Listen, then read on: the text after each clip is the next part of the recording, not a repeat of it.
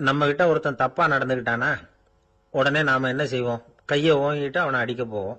நாம அவங்கிட்ட அவனை விட ஒருபடி மேலா தப்பா நடந்துக்குவோம். ஆனா பெரியவங்கெல்லாம் அப்படி நடந்துக்கிறது இல்லை. இன்னா செய்தாரை ஒருத்தல் அவர் நாண நன்னயம் செய்து விடல் அப்படின்னு வள்ளுவர் சொல்லியிருக்கார் இல்லையா? அதுக்கு தகுந்த மாதிரி நடந்துக்குவாங்க. பாயசித் விஸ்தாமிங்கிறவர் ஒரு பெரிய ஞானி. அவர் ஒரு நாள் ராத்திரி ரொம்ப நேரம் மசூதியில் இருந்துட்டு வீட்டுக்கு திரும்பி வந்துகிட்டு இருக்கிறார். வழியில ஒரு குடிகாரன், அவன் கையில ஒரு இசைக்கருவி, அதை கண்ணா பின்னான்னு மீட்டிக்கிட்டு வாய்க்கு வந்தபடியே என்னத்தையோ பாட்டுன்னு நினைச்சுக்கிட்டு பாடிக்கிட்டு அவன் பாட்டுக்கு கிடக்குறான் வழியில. அதோட இருந்தாலும் பரவாயில்ல, அந்த பக்கமா வழியில போறவங்க வர்றவங்களை எல்லாம் பார்த்து கண்ணா பின்னான்னு திட்டிக்கிட்டு இருக்கிறான், ரொம்ப வளர்க்குறான். பாயசித் பிஸ்தாமிங்கிற அந்த பெரியவர் அந்த வழியா போறார். அவனை பார்க்கிறார். அவனுடைய நிலைமைய பார்த்துட்டு பரிதாபப்படுறார். ஏன்பா இது மாதிரி எல்லாம் நடந்துக்கிற, இப்படி நடக்கலாமா அப்படின்னு ஏதோ கொஞ்சம் புத்திமதி சொல்றதுக்கு ஆரம்பிச்சார். அவனுக்கு கோபம் வந்துட்டுது. கையில வச்சிருந்த வாத்திய கருவி அதால ஓங்கி அந்த பெரியவர் தலையில ஒரு அடி கொடுத்தான். ரத்த காயம் ஏற்பட்டு போச்சு. அவன் கையில இருந்த இசை கருவியும் அடிச்ச வேகத்துல ரெண்டா உடஞ்சு போச்சு. அவ்வளவு வேகமா அடிச்சிருக்கான். இவ்வளவு தூரத்துக்கு நடந்து போச்சுல்ல, அந்த மாபெரும் ஞானி வாயை திறந்து ஒரு வார்த்தை கூட பேசல. பேசாம தலையை பிடிச்சிக்கிட்டு அவர் பாட்டுக்கு போயிட்டார். மறுநாள் அந்த பெரியவர் என்ன பண்ணார் தெரியுமா? கொஞ்சம் இனிப்பு பண்டங்கள், கொஞ்சம் பணம், இது ரெண்டையும் ஒரு ஆள் மூலமா அனுப்பி வச்சார் அந்த குடிகாரனுக்கு. அவனுக்கு ஒன்றும் புரியல. என்ன விவரம்னு விசாரிச்சான். வந்த ஆளு ஒரு கடுதாசியை நீட்டினான். அதுல விவரம் இருந்தது. ஞானி எழுதியிருக்கிறார், இதை பார்ப்பா, உங்களுடைய இசைக்கருவி உடையறதுக்கு என்னுடைய தலை காரணமா ஆயிட்டுது. அதுக்காக நான் ரொம்ப வருத்தப்படுறேன். அதுக்காக தான் பணம் அனுப்பி வச்சிருக்கேன். வேற புதுசா ஒரு இசைக்கருவி வாங்கிக்கோ. அப்புறம் இன்னொரு விஷயம், நேற்றுக்கு ராத்திரி என்கிட்ட ஏகப்பட்ட கசப்பான வார்த்தைகளை பேசினேன். இதோட அனுப்பியிருக்கிற இனிப்பு பண்டங்களை சாப்பிட்டு உன்னுடைய நாவல உள்ள கசப்பை மாத்திக்கோ அப்படின்னு அதுல எழுதப்பட்டிருந்தது. இந்த சமயத்துல அவன் குடி மயக்கத்துல இல்ல, கிழிஞ்சு போயிருந்த நேரம் இது. அதனால அதை படிச்ச உடனே அவனுக்கு ரொம்ப வெக்கமா போச்சு. தலை குனிஞ்சான், யோசனை பண்ணான். கொஞ்ச நேரத்துல தன்னுடைய நண்பர்கள் சில பேரையும் கூப்பிட்டுக்கிட்டு நேரா அந்த ஞானி இருக்கிற இடத்துக்கு ஓடினான். அவர் காலில் விழுந்தான். அவர்கிட்ட மன்னிப்பு கேட்டுக்கிட்டான். பெரியவங்களே தெரியாம நான் இந்த பாவ செயலை பண்ணிவிட்டேன், என்னை மன்னிச்சுங்க. உங்களுடைய பொறுமையும் போதனையும் என்னுடைய கண்ணை திறந்துட்டுது. இனிமே நானும் என்னுடைய நண்பர்களும் நல்ல வழியில திருந்தி வாழ போறோம் அப்படின்னா. ஞானி செய்த நன்னயம் குடிகாரனை எப்படி திருத்திருக்கு பாத்தீங்களா? இந்த கதையை கேட்டுட்டு ஒருத்தர் சொன்னார், என் வாழ்க்கையில கூட அப்படி ஒரு சம்பவம் நடந்தது சார். நானும் ஒரு நாள் ராத்திரி ஓவரா குடிச்சுட்டு ஒரு கிட்டாரை வாசிச்சுக்கிட்டு கண்ணாபின்னான்னு உளறிக்கிட்டு திட்டிக்கிட்டு இருந்தேன். அந்த சமயம் அந்த வழியா ஒருத்தர் வந்தார். ஓங்கி தலையில ஒரே ஒரு அடி, ரத்தம் வந்துட்டுது. அதுக்கப்புறம் என் மனசு தெரிஞ்சுட்டுது சார் அப்படின்னார். அப்படியா என்ன ஆச்சரியமா? ஆமா சார், அடி விழுந்தது அவர் தலையில இல்ல, என் தலையில. வந்தவர் என்ன அப்படி அடிச்சுட்டார். மயக்கம் தெளிஞ்சதுக்கு அப்புறம் தான் எனக்கு விவரம் புரிஞ்சுது. அவர் ஒரு போலீஸ்காரரு அப்படின்னார் ரொம்ப சோகமா. ஒரு பெரியவர்கிட்ட பேசிக்கிட்டு இருந்தேன். அவரு என்கிட்ட ஒரு கேள்வி கேட்டார். திருடர்கள் எத்தனை வகை தெரியுமா உனக்கு அப்படின்னார். இதுதான் அவர் கேட்ட கேள்வி. எதுக்காக என்ன பார்த்து அந்த கேள்வி கேட்டாரு தெரியல. இருந்தாலும் நான் அவருக்கு பதில் சொன்னேன். திருடர்கள்ல எத்தனையோ வகை உண்டுங்க.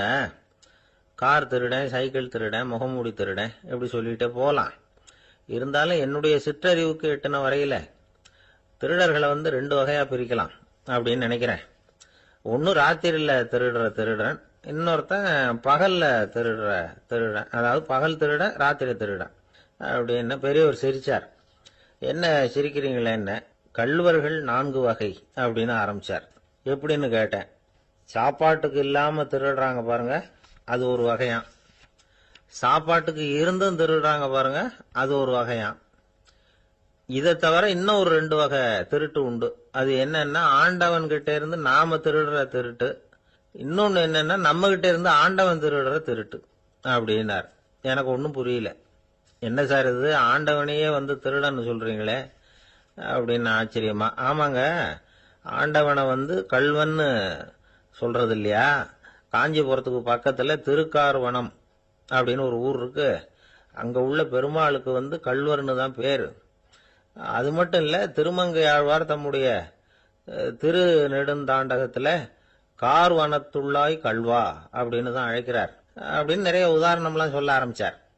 அதுக்கப்புறம் அவர்கிட்ட பேசி நான் புரிஞ்சுக்கிட்ட விவரங்களை தான் நான் இப்போ உங்ககிட்ட சொல்ல போறது. அதாவது அவர் சொன்ன முதல் வகை திருடர்கள் சாப்பாட்டுக்கு இல்லாம திருடுறவங்க. இவங்கள திருத்தி போடலாம். சாப்பாட்டுக்கு இருந்தும் பணம் சேர்க்கணுங்கிற ஆசையால பொய் கணக்கெல்லாம் எழுதுறாங்க பாருங்க, அவங்க தான் 2வது வகை. 3வது வகை திருட்டு தான் மிகப்பெரிய திருட்டு. இறைவனுக்கு சொந்தமானதை நம்முடையதுன்னு நினைக்கிற திருட்டு. எது இறைவனுக்கு சொந்தமானது அப்படின்னா ஆத்மா. பகவானுக்கு சொந்தமான ஆத்மாவை நம்முடையதுன்னு நினைக்கிறது தான் அந்த மாபெரும் திருட்டு. இதுக்கு பேர் தான் ஆத்மாபகாரமா. சரி, இதுக்கு பரிகாரம் என்ன? எல்லாம் இறைவனுடையது, நமக்கு ஒன்றும் இல்லை அப்படின்னு நினைக்கிறது தான் இதுக்கு பரிகாரம். இதெல்லாம் இருக்கட்டும். 4வது திருட்டு ஒன்று சொன்னோம்ல, ஆண்டவன் நம்ம கிட்ட இருந்து திருடுறது. அது எப்படி? ஆண்டவனை கள்வன்னு சொல்றாங்க, அது சரி. அவர் என்னத்தை திருடினார்? இப்போ இன்னொருத்தருக்கு சொந்தமான ஒன்றை எடுத்து வச்சுக்கிறது தான் கள்ளத்தனம். ஆனா ஆண்டவன் எடுத்துக்கிட்டோம்னா இருக்கிறது எல்லாமே அவனுக்கு சொந்தம். அப்படி இருக்கிறப்போ அவரை எப்படி கள்வன்னு சொல்றது? இது என்ன புரியாம இருக்குதே அப்படின்னு சொல்லி பார்த்தா அதுக்கும் விளக்கம் சொல்றாங்க அவங்க. அதாவது ஆண்டவனுக்கு உருவமே கிடையாது, அரூபமா இருக்கிறவன், அதாவது உருவம் இல்லாம இருக்கிறவன். அப்படி உள்ள பகவான் நம்மள மாதிரி உருவத்துல இருக்கிறான். நம்மள மாதிரியே கையை காலு மூக்கெல்லாம் இருக்குது ஆண்டவனுக்கு. இந்த உருவம் நம்ம கிட்ட இருந்து திருடினது தானே. அவன் தன்னுடைய உண்மையான திருமேனியை நமக்கு காட்டாம, அதாவது தரிசனம் கொடுக்காம இருக்கிறது கள்ளத்தனம் தானே. அதனால்தான் இதுவும் ஒரு பெரிய திருட்டு, இருக்கிறதுலயே மிகப்பெரிய திருட்டு அப்படிங்கிறார். என்கிட்ட பேசிக்கிட்டு இருந்தாரு, இந்த விஷயம்லாம் சொல்லிட்டு இருந்தாரு இந்த பெரியவர். அதாவது திருட்டை ஆன்மீக நோகத்துல அவர் பார்க்கிறார். நம்ம பார்வையில இதை விட அபூர்வமான திருட்டுலாம் இங்க உண்டு. அபூர்வமான திருடர்களும் உண்டு.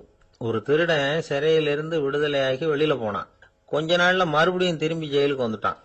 அப்போ சிறை அதிகாரி அவனுக்கு அறிவுரை சொன்னாராம். ஏன்பா இப்படி அடிக்கடி தப்பு பண்ணிவிட்டு ஜெயிலுக்கு வந்துடுறியே, உனக்கு சொந்த பந்தம் எதுவும் இல்லையா? உனக்கு அப்பா அண்ணன் தம்பிகள் அவங்க கூட எல்லாம் சேர்ந்து வாழணுங்கிற ஆசை இல்லையா அப்படின்னு கேட்டிருக்கார். அவங்களோட சேர்ந்து வாழணுங்கிற ஆசை எனக்கு நிறைய உண்டுங்க சார் அப்படின்னு அவன். அப்புறம் எதுக்கு இப்படி ஜெயிலுக்கு வந்துடுற அப்படின்னாரான் அவரு. அவங்க எல்லாருமே இங்கே தானே சார் இருக்காங்க அப்படின்னு அவன். அவர் ஒரு பெரிய குடும்பத்தில் பிறந்தவர். இருக்கிற சொத்துக்கள் எல்லாத்தையும் வாரி வழங்கிவிட்டு காட்டுக்கு புறப்பட்டார் தவம் செய்யறதுக்காக. இருந்தது பூராவும் கொடுத்துட்டார். இனிமே எதுவுமே இல்லை கொடுக்கறதுக்கு. அப்போ கடைசியா ஒருத்தன் கையை நீட்டினான். ஐயா ஏதாவது கொடுங்கன்னா. அவர் பார்த்தார். கட்டியிருக்கிற வேட்டியை தவிர வேற எதுவுமே இல்லை. 8 முழம் பட்டு வேட்டி, ஜரிகை கரையோடு இருக்குது. கடைசியா அதை தான் எடுத்து கட்டிக்கிட்டு அவர் புறப்பட்டுக்கிட்டு இருக்கிறார். அவர் பார்த்தார், எதிரில் அவன் பரிதாபமா நின்றுட்டு இருக்கிறான். அந்த 8 முழ வேட்டியை 2ஆ கிழிச்சார். 4 முழத்தை அவங்ககிட்ட கொடுத்துட்டு மீதி 4 முழத்தை தன்னுடைய இடுப்புல கட்டிக்கிட்டு அவர் காட்டுக்கு போயிட்டார். இவன் என்ன பண்ணான் தெரியுமா? கையில கிடைச்ச 4 முழத்தை எடுத்துக்கிட்டு கடை வீதிக்கு போனான். பழைய பட்டு வேட்டி ஜருகை இதெல்லாம் விலைக்கு வாங்குற வணிகர் ஒருத்தர் இருந்தார். அவர்கிட்ட போனான். இதை விலைக்கு எடுத்துக்கிறீங்களான்னு கேட்டான். அவர் வாங்கி பார்த்தார். ஆகா, ரொம்ப அருமையான வேட்டி, விலை வசந்த ஜருகை, இது ஏது உனக்குன்னு கேட்டார். அவன் நடந்ததை சொன்னான். அப்படின்னா ஒன்று செய்ய, இந்த வேட்டியோட இன்னொரு பாதியையும் மெதுவாக வாங்கிட்டு வந்துரு, உனக்கு நிறைய பணம் தரேன் அப்படின்னார் அந்த வணிகர். இவன் கொஞ்சம் யோசனை பண்ணி பார்த்தான். கொஞ்சம் இருங்க, தான் வந்துவிடுறேன் அப்படின்னு சொல்லிவிட்டு நேராக காட்டுக்கு போனான். அவர் எங்கே இருக்காருன்னு தேடி கண்டுபிடிச்சான். அவர் ஒரு இடத்துல தவக்கோலத்தில் இருக்கிறார். கட்டியிருந்த இடைவேட்டியும் அவரை அறியாமலே நழுவி கீழே விழுந்து கிடக்குது. இவனுக்கு ரொம்ப வசதியாக போச்சு. அவரை கேட்க வேண்டிய அவசியமே இல்லை. மெதுவாக சத்தம் போடாமல் அடிமேல அடி வச்சு நெருங்கினான். அவர் கண்ணை மூடிக்கிட்டு அவர் பாட்டு நின்றுக்கிட்டு இருக்கார். இவன் மெதுவாக போய் கீழே கிடந்த அந்த துணியை எடுத்துக்கிட்டு சத்தம் போடாமல் திரும்பி நடந்தான். அப்படி கொஞ்சம் தூரம் நடந்திருப்பான். அப்படி ஓட ஆரம்பிக்கிற சமயத்தில் அவன் காலில் கீழே கிடந்த முள்ளு ஒன்று நறுக்குன்னு தச்சு விட்டுது. வலி தாங்க முடியாமல் அம்மான்னு கத்திவிட்டான். இந்த சத்தத்தினால கண்ணை மூடி நின்றுகிட்டு இருந்த அவர் தவம் கலைஞ்சுது. மெதுவாக கண்ணை திறந்து பார்க்கறார். தன் இடையில இருந்த வேட்டி அவன் கையில் இருக்கு. இப்போ அவர் நினைக்கிறாராம், இந்த வேட்டி மேலே நான் வச்ச ஆசை அல்லவா அவனை திருடன் ஆக்கிவிட்டுது அப்படின்னு நினைச்சாராம். இது எப்பேற்பட்ட மனநிலைங்கிறத கொஞ்சம் யோசிச்சு பாருங்க. தான் ஒரு பொருள் மேல வைத்த பற்று இன்னொரு மனிதன் திருடனா ஆகிறதுக்கு காரணம் ஆயிட்டுதே அப்படின்னு நினைக்கிறார். அப்படி நினைச்ச அவர் யார் தெரியுமா? அவர் தான் மகாவீரர். இழந்துட்டேங்கிறியே, நீ என்னத்தை கொண்டு வந்த இங்க இழக்கிறதுக்கு? நீ என்னத்தை உண்டாக்குன இது அழிஞ்சுட்டுதுன்னு சொல்றதுக்கு? இது அவருடைய சிந்தனை. இன்னைக்கு நம்ம சிந்தனையெல்லாம் வேற மாதிரி இருக்குது. ஒருத்தன் நடுத்தெருவில் உட்காந்து அழுதுகிட்டு இருந்தான். அந்த வழியா வந்தவர் கேட்டார், ஏப்பா அழற அப்படின்னு கேட்டார். 5 ரூபா சார், இந்த இடத்துல விழுந்துட்டுது, ரொம்ப நேரமா தேடுறேன், கிடைக்காது போல இருக்கு அப்படின்னா. எப்போ தொலைஞ்சுது அப்படின்னு கேட்டார். அது எனக்கு தெரியாது சார், பணத்தை தொலைச்சவன் தேடி பார்த்துட்டு போயிட்டான், நான் அவனுக்கு பின்னாடி தேட வந்தவன் அப்படின்னு சொல்லிவிட்டு மறுபடியும் தேட ஆரம்பிச்சான். என்னுடைய நண்பர் ஒருத்தர் ஆழ்ந்த சிந்தனையில் இருந்தார். என்ன யோசனை பண்றீங்கன்னு கேட்டேன்.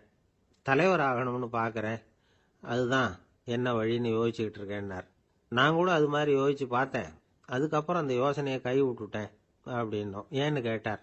அதுக்கான தகுதிகள் நமக்கு இல்லைங்கிறது புரியுது. அது நமக்கு புரியறத விட நம்ம விட மற்றவங்களுக்கு நல்லா புரிஞ்சு போச்சு, அதனால பேசாம கம்முன்னு இருந்துடுறது தான் நல்லது அப்படின்னோம். தலைவர் ஆகிறதுக்கு தகுதிகள் வேற உண்டோ அப்படின்னு கேட்டார். அவர் யதார்த்தமாக தான் கேட்குறார். நாங்கள் உடனே எங்ககிட்ட இருந்த ஒரு புஸ்தகத்தை எடுத்து அவர்கிட்ட கொடுத்தோம். படித்து பாருங்கன்னு. தலைவர் ஆகிறதுக்கு என்ன வழி அப்படிங்கிறத பற்றி அதில் போட்டிருக்கிறாங்க. முதல் வழி என்ன தெரியுமா?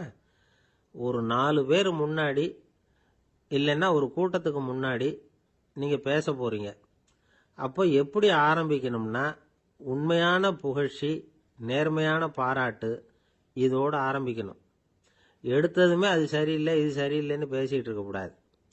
மக்களை பார்த்து நீங்கள் தான் தப்பு பண்ணிவிட்டீங்க அப்படின்னு நேரடியாக சொல்லக்கூடாது.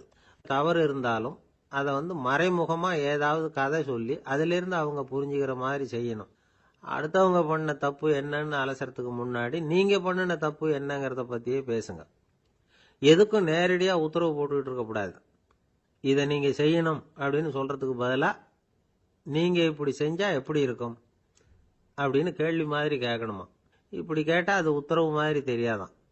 அடுத்தவங்க மரியாதையை காப்பாற்றுறது மாதிரி பேசணுமா. உங்கள் பேச்சு இன்னொருத்தரை அவமானப்படுத்துறது மாதிரி இருக்கக்கூடாதான். ஏண்டா இவங்கிட்ட போய் மாட்டிக்கிட்டோம்னு யாரும் நினச்சிடக்கூடாது. ஒவ்வொரு சின்ன வளர்ச்சியையும் பாராட்டணும். வெற்றி சாதாரணமாக இருந்தாலும் பாராட்டாமல் இருந்துடக்கூடாது. பாராட்டும் பொழுது தாராளமாக இருக்கணும். குறை சொல்லும் பொழுது கவனமாக இருக்கணும். வாய்க்கு வந்தபடி பேசிவிட்டா அதுக்கப்புறம் வகையாக மாட்டிக்கிட்டு முழிக்க வேண்டியிருக்கும். நீங்கள் பேசுறது இன்னொருத்தருக்கு ஒரு கௌரவத்தையும் மரியாதையும் உண்டு பண்ணுறது மாதிரி இருக்கணும். நீங்கள் பேசுறது அடுத்தவங்களுக்கு இருக்கிற கொஞ்ச நெஞ்ச மரியாதையும் எடுத்து விடுறது மாதிரி இருக்கக்கூடாது. உங்கள் பேச்சை கேட்டால் கேட்குறவங்களுக்கு ஒரு ஊக்கம் வரணும், உற்சாகம் வரணும். தவறு எதுவாக இருந்தாலும் அதை சுலபமாக திருத்திக்கலாம், சரி பண்ணிக்கலாங்கிறது மாதிரி இருக்கணும் உங்கள் பேச்சு. அடுத்தவங்களை சந்தோஷப்படுத்துங்க. உங்கள் யோசனையை கேட்டு நடந்துக்கிறதுனால அந்த சந்தோஷம் அவங்களுக்கு கிடைக்கணும். இந்த தகுதியெல்லாம் உங்ககிட்ட இருந்தால் நீங்கள் ஒரு சிறந்த தலைவராகலாம் அப்படின்னு அந்த புஸ்தகத்தில் போட்டிருக்கு. இந்த காலத்தில் தலைவர் ஆகிறதுக்கு வேற சில தகுதிகள்லாம் கூட தேவைப்படுது. ஒரு புள்ள தன்னுடைய அப்பா கிட்ட, அப்பா உன்ன மாதிரியே நானும் அரசியலில் சேரணும், தலைவர் ஆகணும்னு ஆசைப்படுறேன், இன்னையிலேருந்து எனக்கு அரசியல் பாடம் கற்றுக் கொடு அப்படின்னு கேட்டிருக்கான். அவரும் சரின்னு சொல்லிவிட்டு ஒரு பெரிய ஏணியை எடுத்துகிட்டு வந்தாராம். ஒரு செவுத்தில் சாத்தினார். இந்த ஏணியில் ஏறி உயர போய் அங்கே பரன் மேலே இருக்கிற ஒரு புத்தகத்தை எடுத்துகிட்டு வாடான் இருக்கார். மகனை பார்த்து, அப்பா ஏணி ரொம்ப உயரமாக இருக்குது, நீ ஜாக்கிரதையாக இதை பிடிச்சிக்கோ, நான் ஏறி போகிறேன் அப்படின்னு நான் பையன். பயப்படாத, நான் பார்த்துக்கிறேன்னார் அப்பா. பையன் ஏணியில் ஏறினா உச்சிக்கு போனதும் அப்பா கையை எடுத்துட்டார். ஏணி அப்படியே சரிஞ்சுட்டுது. பையன் பொத்துன்னு கீழே விழுந்துட்டான். இடுப்பு பிடிச்சிக்கிட்டே எழுந்திரிச்சான். என்னப்பா இது, இப்படி என்னை ஏற விட்டுட்டு கையை விட்டுட்டியே, இப்படி கை விடலாமா அப்படின்னு கத்தியிருக்கான். அப்பா நிதானமாக சொன்னாராம், அவசரப்படாதேப்பா, அரசியலில் இதுதான் முதல் பாடம், பெத்த அப்பனா இருந்தாலும் அவனை நம்பாதே அப்படின்னு உபதேசம் பண்ணார். ஒருத்தர் சிகரெட்டும் கையுமா வந்தார். சார், இந்த புகைப்பிடிக்கிற பழக்கத்தை நிறுத்தி போடணும்னு தான் பார்க்குற, முடியலேன்னார். புகைப்பிடிக்கிறத நிறுத்துறது ரொம்ப சுலபம் சார் அப்படின்னார் இன்னொருத்தர். எப்படி சொல்றீங்கன்னு கேட்டார் அவர். நான் கூட ஏற்கனவே 10 தடவை அந்த பழக்கத்தை நிறுத்தி இருக்கிறேன் சார் அப்படின்னார் இவர். இதுலேருந்து என்ன தெரியுது? புகைப்பழக்கத்தை திடீர்னு விட்டு விடுறதுங்கிறது ரொம்ப கஷ்டம்னு தெரியுது. இருந்தாலும் இது சம்பந்தமான ஆராய்ச்சி, அனுபவம், இது ரெண்டையும் அடிப்படையாக வச்சு சில வழிமுறைகளை சொல்கிறாங்க. அதாவது புகைப்பிடிக்கிறத நிறுத்துறதுக்கு 10 வழிகள் உண்டு அப்படின்னு சொல்கிறாங்க.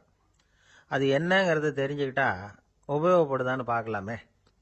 முதல் கருத்து என்னன்னா, கொஞ்ச நாளைக்கு புகைப்பிடிக்கிற நண்பர்களை விட்டு விலகி இருக்கணும்.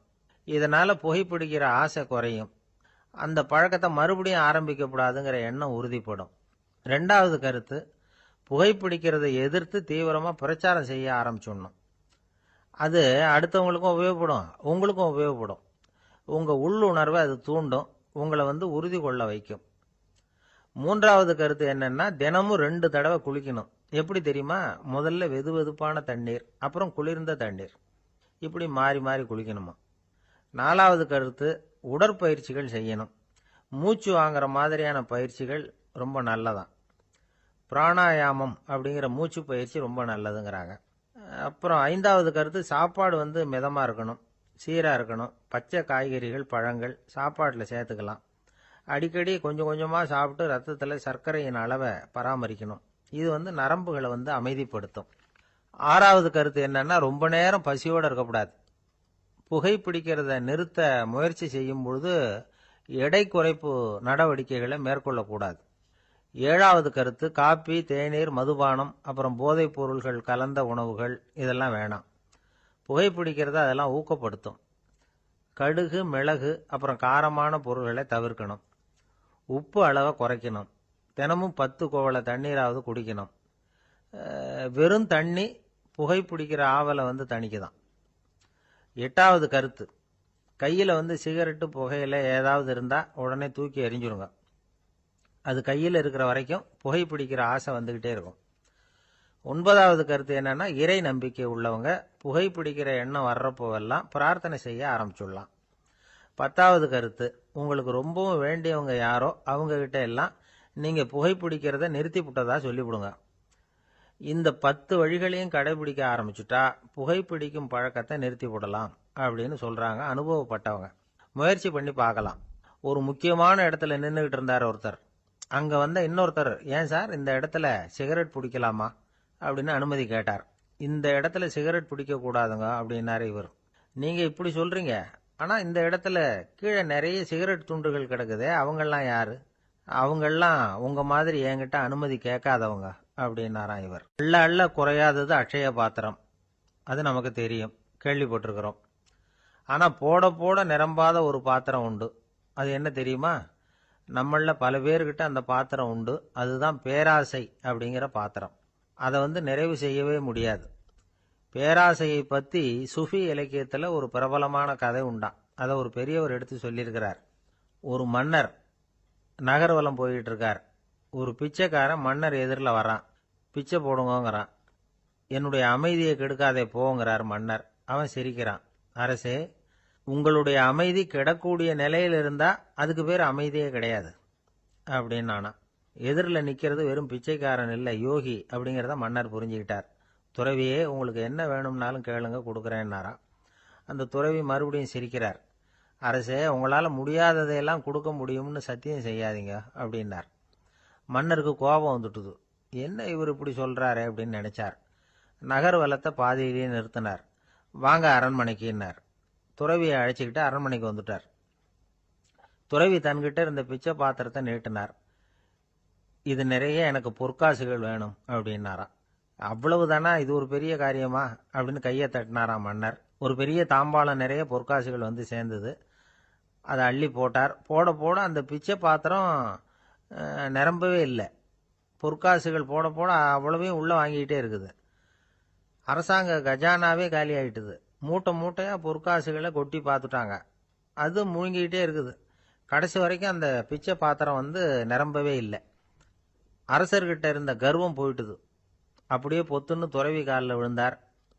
அப்போ அந்த துறவி சொன்னாராம், மன்னா, இந்த பிச்சை பாத்திரத்தை உங்களால் மட்டும் இல்லை, வேற யாராலையும் நிரப்ப முடியாது. அதுக்கு என்ன காரணம்னா, இது சாதாரண பிச்சை பாத்திரம் இல்லை, பேராசைகளோட வாழ்ந்து செத்து போன ஒரு மனிதனின் மண்டை ஓடுது அப்படின்னாராம். பாருங்க, இதுதான் அந்த சுஃபி இலக்கிய கதை. செத்த பிறகும் நிறைவு இல்லைன்னா அது எப்பேற்பட்ட பேராசையா இருக்கும்னு யோசிச்சு பார்த்துங்க. நம்மால் ஒருத்தர் கல்யாணம் பண்ணிக்க பொண்ணு பார்த்துக்கிட்டு இருந்தார். அழகு, அறிவு, படிப்பு எதுவும் தேவையில்லை, பணம் மட்டும் இருந்தா போதும் அப்படின்னு பார்க்குறவங்க கிட்ட எல்லாம் சொல்லி வச்சார். ரொம்ப நாளைக்கு அப்புறம் ஒரு பணக்காரர் கிடைச்சார். அவர் சொன்னார், இதை பாருங்க, எனக்கு 20 வயசுல ஒரு மகள், அவளை நீங்க கல்யாணம் பண்ணிக்கிட்டா 2 லட்சம் பணம் கொடுப்பேன். 25 வயசுல ஒரு பொண்ணு, அவளை கல்யாணம் பண்ணிக்கிட்டா 2.5 லட்சம் தருவேன். 30 வயசுல ஒரு பொண்ணு இருக்கா, அவளை கல்யாணம் பண்ணிக்கிட்டா 3 லட்சம் தருவேன். என்ன சொல்ற அப்படின்னாராம். இவன் கொஞ்ச நேரம் யோசிச்சு பார்த்துருக்கான். அதுக்கப்புறம் மெதுவா அவரை நிமிர்ந்து பார்த்து, ஏன் சார், உங்ககிட்ட 50 வயசுல ஏதாவது பொண்ணு இருக்கா அப்படின்னு கேட்டானா. கணவன் மனைவிக்குள்ள சிக்கல் வராம இருக்கிறதுக்கு அதுல சில வழிகளை சொல்லி கொடுத்துருக்குறாங்க. அதெல்லாம் என்னென்ன அப்படிங்கிறத இப்ப பார்க்கலாமா? குடும்பம்னு இருந்தா கோபம் வரதான் செய்யும். அது வந்துட்டு போட்டும் பரவாயில்ல. ஆனா அந்த கோபம் ஒரே நேரத்துல 2 பேருக்கும் வந்துடாம பாத்துக்கணும். ஒரு சமயத்துல யாராவது ஒருத்தர் தான் கோபப்படணும், அடுத்தவங்க அமைதியா இருக்கணும். அதுக்கப்புறம் இவர் அமைதியான உடனே அவங்க ஆரம்பிச்சுக்கலாம். கோபமா ஏதாவது சொன்னா உடனே கோபமா பதில் சொல்லக்கூடாது. கொஞ்சம் பொறுத்து கோபம் தீர்ந்த உடனே அந்த பதிலை சொல்லலாம். அப்போ பதில் கோபமா இருந்தா கூட அது அவளுக்கு பெருசா தெரியாது. அற்ப விஷயத்துக்கெல்லாம் காய்ச்சி மூச்சுன்னு கத்திட்டு இருக்கக்கூடாது. உங்க 2 பேருக்குள்ள ஒரு தர்க்கம் ஆரம்பமாயிட்டுதுன்னு வச்சுக்கோங்க. கடுமையா 2 பேரும் விவாதம் பண்றீங்க. உங்களில் ஒருத்தர் இதுல ஜெயிக்கணும்னா அது நீங்களா இருக்க வேணாம், அடுத்தவங்க ஜெயிக்கிறதுக்கு நீங்க துணையா இருங்களேன். அப்படின்னா நீங்க கொஞ்சம் விட்டு கொடுக்கணும், அவ்வளவுதான். ஏதாவது குத்தம் சொல்லணுமா, செஞ்ச தப்பை சுட்டி காட்டணுமா, விமர்சனம் பண்ணணுமா, பண்ணுங்க, வேணான்னு சொல்லல. ஆனா சொன்னதை அப்படி சொல்றத கொஞ்சம் அன்பா இதமா சொல்லுங்க. எப்போ நடந்த தவறுகளை எல்லாம் இப்போ போய் மறுபடியும் ஞாபகப்படுத்திட்டு இருக்க வேண்டாம்.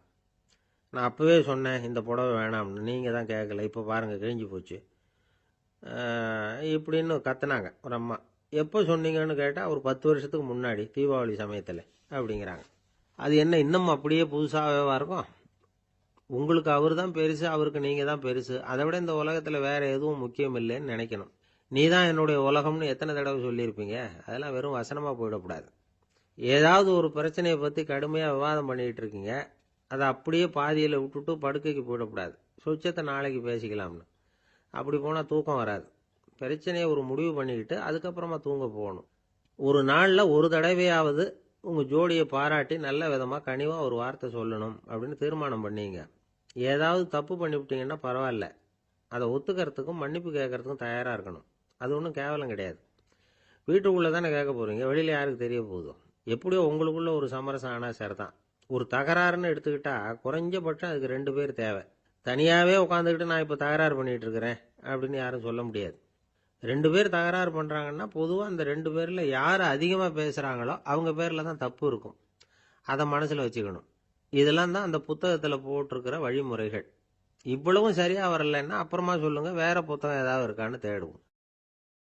அமெரிக்க ஜனாதிபதி ஆப்ரஹாம் லிங்கன் ஒரு நாள் தன்னோட கோச்சு வண்டியில் தலைநகரான வாஷிங்டனுக்கு போயிட்டு இருக்கிறார். கோச்சு வண்டி ஒரு சாலையில் போயிட்டு இருக்கு.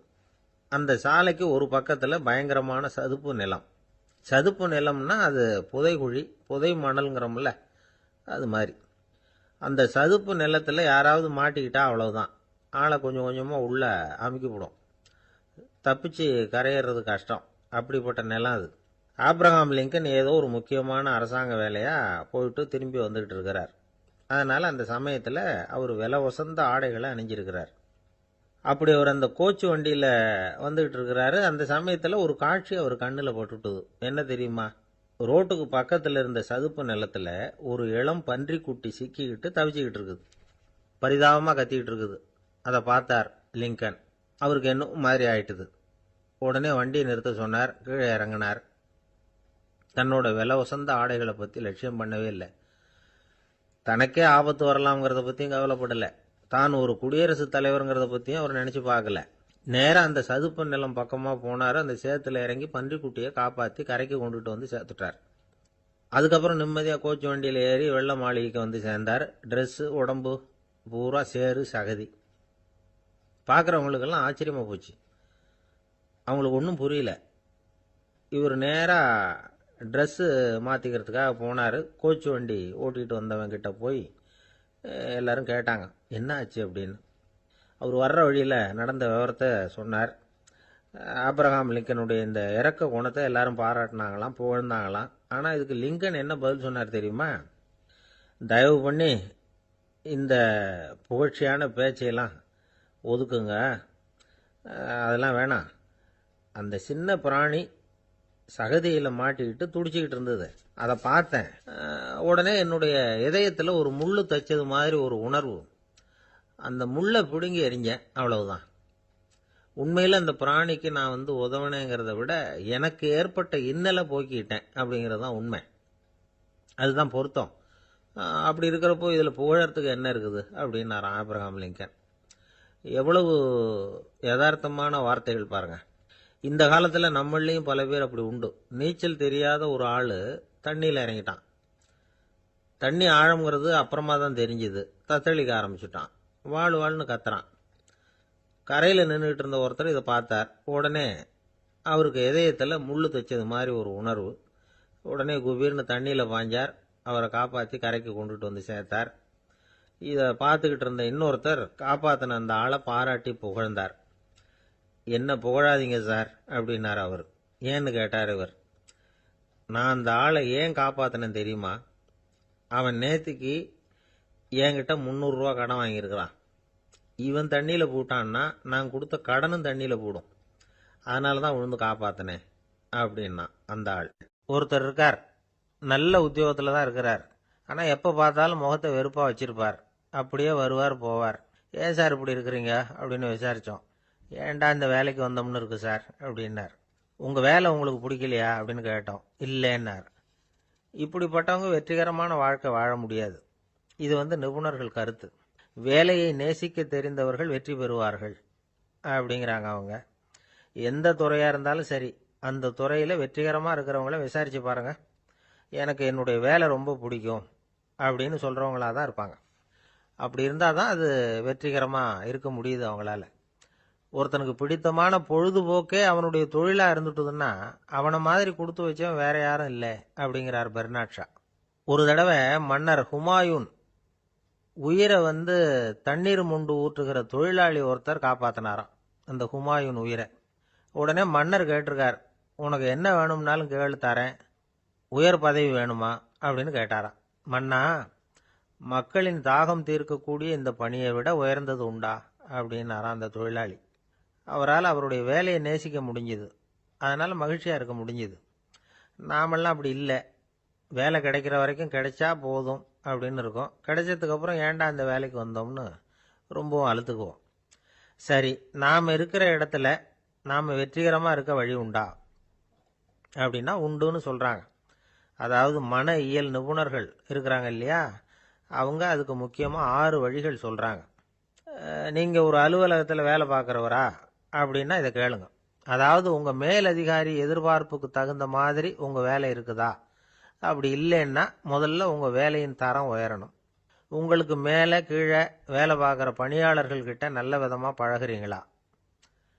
அந்த உறவு முறையில் ஏதாவது குறை இருந்தால் அதை கண்டுபிடிச்சி சரி பண்ணுங்க. நம்பிக்கைக்கு உரியவர் அப்படின்னு நீங்கள் பேர் எடுக்கணும். நீங்கள் எடுக்கிற முடிவு நல்ல முடிவாக தான் இருக்கும் அப்படின்னு அடுத்தவங்க சொல்லணும். உங்கள் தோற்றத்துக்கு முக்கியத்துவம் கொடுங்க. இது மனம் உடல் ரெண்டும் சம்பந்தப்பட்டது. அதனால் மனசையும் ஆரோக்கியமாக வச்சுருக்கணும், உடம்பையும் ஆரோக்கியமாக வச்சுருக்கணும். உங்களுடைய நிர்வாகம் செயல்படுற விதத்தை நல்லா புரிஞ்சு வச்சுக்கணும். உங்களுடைய நிர்வாகம் இப்போ ஒரு காரியம் செய்யுதுன்னு வச்சுங்க, ஏன் அப்படி செய்யுது, எதுக்காக அப்படி செய்யுது, அதனுடைய குறிக்கோள் என்ன, அது நீடிக்கிறதுக்கு காரணம் என்ன, இதையெல்லாம் தெரிஞ்சுக்கணும். சிரிப்புக்கு வஞ்சகம் பண்ணக்கூடாது. நல்லா சிரிக்கணும், அப்போ தான் அது திரும்ப கிடைக்கும். கடந்த கால தோல்வியை பற்றி கவலைப்படக்கூடாது. முதலாளி விருப்பம் தெரிஞ்சு நடந்துக்கிறது நல்லது தான். அதுக்காக காக்கா பிடிக்கணுங்கிற அவசியம் இல்லை. உங்களுக்கு ஒரு பொறுப்பான வேலை கிடைக்குது, உடனே சத்தம் குழப்பம் அப்படின்னு சூழ்நிலையை இறுக்கமாக ஆக்கிடக்கூடாது. எந்த சூழலையும் இயல்பாக கையாளக்கூடியவர் அப்படிங்கிறத காட்டணும். இதெல்லாம் உங்கள் துறையில் நீங்கள் வெற்றி பெற நிபுணர்கள் சொல்கிற யோசனைகள். இவ்வளவு விவரமும் சொல்லிவிட்டு ஒருத்தரை பார்த்து கேட்டோம், இப்போ சொல்லுங்க, நீங்கள் செய்கிற வேலை உங்களுக்கு பிடிச்சிருக்குதா அப்படின்னோம். ரொம்ப ரொம்ப பிடிச்சிருக்குது அப்படின்னார். சரி, என்ன செஞ்சிட்டு இருக்கிறீங்க அப்படின்னு கேட்டோம். சும்மா தான் இருக்கிறேன் அப்படின்னார். ஒருத்தர் ரொம்ப அவசரமாக போயிட்டு இருந்தார். எங்கே சார் போகிறீங்கன்னு கேட்டோம். எனக்கு வேண்டியப்பட்ட ஒருத்தருக்கு குழந்தை பிறந்திருக்கிறதாக செய்தி வந்திருக்கு, அதுதான் ஆஸ்பத்திரிக்கு போயிட்டுருக்கேன், பார்த்துட்டு வரலாம்னு அப்படின்னார். அப்படின்னா கொஞ்சம் இப்படி உட்காருங்க அப்படின்னோம். சில விவரமெல்லாம் சொல்கிறேன், கேட்டுக்கிட்டு போங்க அப்படின்னோம். உட்காந்தார். அப்புறம் சொல்ல ஆரம்பித்தோம். புதுசாக பிறந்திருக்கிற ஒரு குழந்தைய பார்க்க போகிறதுன்னா அது சாதாரண விஷயம் இல்லை. அதில் ரொம்பவும் கவனமாக நடந்துக்கணும். புது குழந்தைக்கு நோய் சுலபமாக தொற்றும். முக்கியமாக காற்று மூலமாக பரவுற நோய்கள் சுலபமாக வந்துடும். அதனால் நமக்கு உடம்பு சரியில்லைன்னா குழந்தைய விட்டு கொஞ்சம் தள்ளியே இருக்கிறது தான் நல்லது. பெரியவங்களை பொறுத்த வரைக்கும் சாதாரணமாக உள்ள ஒரு கிருமி கூட குழந்தைய பொறுத்த வரைக்கும் ரொம்ப மோசமான ஒரு கிருமியாக இருக்கும். சில வெளிநாடுகளில் எப்படி தெரியுமா, பிறந்த குழந்தை தூங்கிக்கிட்டு இருக்கிற ஒரு ரூமுக்கு போகணும்னா போகிறவங்க முகமூடி போட்டுக்கணும், காலணிகளை மாற்றிக்கணும், அவ்வளவு சுத்தமாக உள்ளே போய் பார்த்துட்டு வரணும். பொதுவாக சில ஆஸ்பத்திரிகளில் பார்த்தீங்கன்னா பார்வையாளர்கள் நேரத்தில் விசிட்டிங் ஹவர்ஸ் தாயை விட்டு குழந்தைய தனியாக பிரித்து வச்சுருவாங்க. எதுக்குன்னு நினைக்கிறீங்க? அந்த நேரம் பல பேர் வருவாங்க போவாங்க, அவங்க கை கால் சுத்தமாக இருக்காது. சுத்தம் இல்லாத கைகள் மூலமாக கிருமிகள் பரவும். சுத்தம் இல்லாத கைன்னா மண்ணு தூசி படிஞ்சிருக்கிற கை மட்டும் தான் அர்த்தம் இல்லை. சாலையில் கையை வீசிக்கிட்டு நடந்து வர்றீங்க, குழந்தைய பொறுத்த வரைக்கும் அது கூட சுத்தம் இல்லாத கை தான். தாயை தவிர மற்றவங்க குழந்தைய தூக்காமல் பார்த்துக்கிறது நல்லது. தாய் கூட அளவோட கொஞ்சிறதோட நிறுத்திக்கணும். புதுசாக ஒரு குழந்தைய பெற்றிருக்கிற பொண்ணுக்கிட்ட மற்ற தாய்மார்கள் ஏதாவது சொல்லிக்கிட்டே இருப்பாங்க. குழந்தைய அப்படி வளர்க்கணும் இப்படி வளர்க்கணும் அப்படின்னு ஏதாவது அட்வைஸ் பண்ணிக்கிட்டே இருப்பாங்க. இப்படி ஓவராக அறிவுரை பண்ணுறது அந்த பொண்ணை குழப்பி விட்டுரும். அதனால் அப்படிலாம் பண்ணக்கூடாது. அந்த பெண்ணே ஏதாவது கேட்டால் கூட டாக்டர் சொல்ல வேண்டிய விவரங்களை எல்லாம் நாமே சொல்லிகிட்டு இருக்கக்கூடாது.